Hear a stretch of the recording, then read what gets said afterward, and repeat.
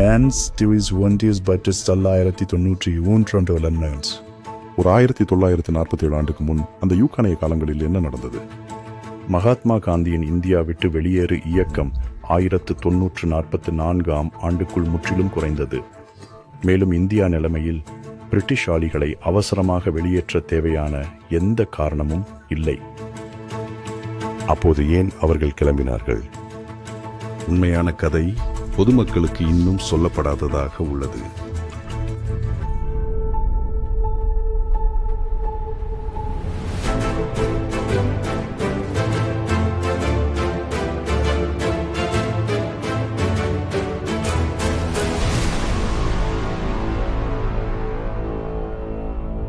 நவசேஷன் ஒரு 1900 வெளிப்படுத்திருந்தது. உலகப் போரின் 2ஆம் பகுதி முடிவடையும் போது ஜப்பானின் பாதா காரணமாக பொருட்கள் பற்றாக்குறை ஏற்பட்டது. இந்த நிலையில் சுபாஷ் சந்திர போஸ் தலைமையிலான இந்திய தேசிய படை சிங்கப்பூரில் பிரிட்டிஷ் இந்திய படைக்கு சரணடைந்தது. இப்போது போஸ் இந்திய விடுதலைக்கான மிகப்பெரிய சாகா குருவாக ஆகிவிட்டார். காங்கிரஸ் சுதந்திரத்திற்காக முடிந்தவரை பிச்சை வாங்கிக் கொண்டிருக்கும் போது பிரிட்டிஷ் ஆட்சி மீது வெற்றிகரமாக காயமுண்டாக்கிய ஒரு தலைவர். கிளாட் ஆச்சன்லேக் பிரிட்டிஷ் இந்திய ஆம்கையின் தலைமை தலைவராக இருந்தபோது INA தலைவர்களின் பொது விசாரணைகளை செங்கோட்டை போர்த்தில் நடத்தினார்.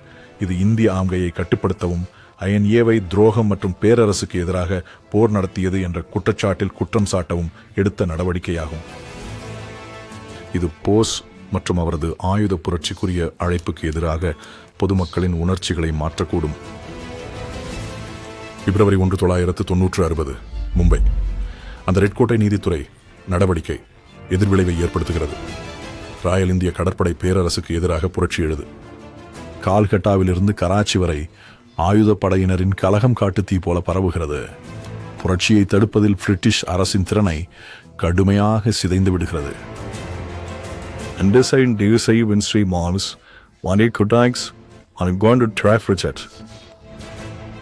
சுவரில் எழுத்துக்கள் தெளிவாக உள்ளன. இந்தியாவை விட்டு பிரிட்டிஷ் வெளியேறும் நேரம் வந்துவிட்டது. அவர்களின் வாழ்வுக்கு அபாயம் ஏற்பட்டதை உணர்ந்து உடனடி வெளியேற்றத்திற்கான இரகசிய உத்தரவுகள் ஒவ்வொரு ஆங்கிலருக்கும் வந்து சேருகின்றன. ஆங்கிலத்திற்கு மௌனமான பெரிய அளவிலான வெளியேற்றம் தொடங்குகிறது. பிரிட்டிஷ் அரசு விரைவில் அதிகாரத்தை வழங்க ஒப்புக்கொண்டு எதிர்பார்க்கப்பட்டதை விட இந்தியா சுதந்திரம் விரைவாக வந்தது.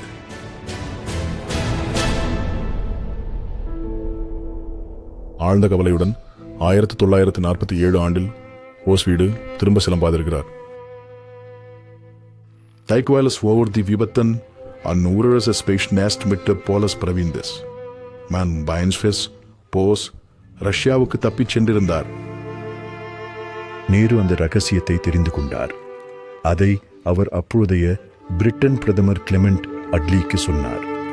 அட்லி ஸ்டாலினை ஷாந்திஷத்தில் வெற்றிக்கு ஆண்டு நேதாஜியை சைபீரிய பனிக்கூலிகள் முகாம்களின் குளிர்ந்த நிழல்களில் தள்ளிவிட நிர்பந்தித்தார். அங்கு அவர் முழுமையாக மறைந்து விடுவார்.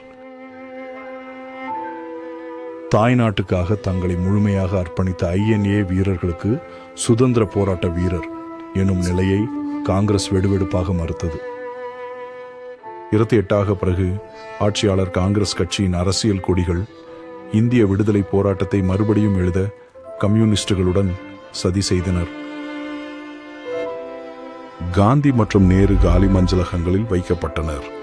ஆனால் போஸ், சைவர்கர் மற்றும் 100 பேர் அழிக்கப்பட்டனர். இந்த நிலையில் தயவீன அரசியல், பிளவுபடுத்தும் திட்டங்கள் மற்றும் அசுர பிரச்சாரத்தின் வளர்ச்சி ஏற்பட்டது. இது அதிகார துஷ்பிரயோகத்தை கண்டுபிடிக்கும் குடும்பத்தை கூட 2014 வருடத்திற்கு பின்னர் பயனுறச் செய்தது. போஸ் இருந்திருந்தால் இன்று வேறு ஒரு இந்தியா இருக்கும். ஆனால் விதி வேறு திட்டங்களை வைத்திருந்தது. நேரு நிகழ்வுகளின் திருப்பத்தால் பலனடைந்து காந்தியின் மர்மமான மரணத்துக்கு பின்னர் பொதுமக்களின் உணர்ச்சியின் அலை மீது பயணிப்பதன் மூலம் இந்தியாவின் முதல் பிரதமரானார். சுபாஷ் சந்திர போஸின் வாழ்க்கையும் காலமும் நவீன தேசபக்தியின் பொலிவாக இருந்தது. ஆனால் சுதந்திரம் அமைந்தது நிஜமாக இருந்த அப்பொழுது எங்கள் சுதந்திரத்தை கொடுத்த மனிதர் சைபீரிய தொழிலாளர் முகாமில் ஜம்மிய நிலையில் ஆற்றல் குறைந்து சிறிது சிறிதாக அழிந்து கொண்டே ஒருபோதும் வராத காப்பாற்றலை எதிர்பார்த்து காத்திருந்தனர். அவருடையவர்களால் கிடைத்த துரோகங்களை நினைத்து தெரிந்து கொண்டு சீக்கிரமே அவர் நாட்டினரை அவனை மறந்து விடுவார்கள்.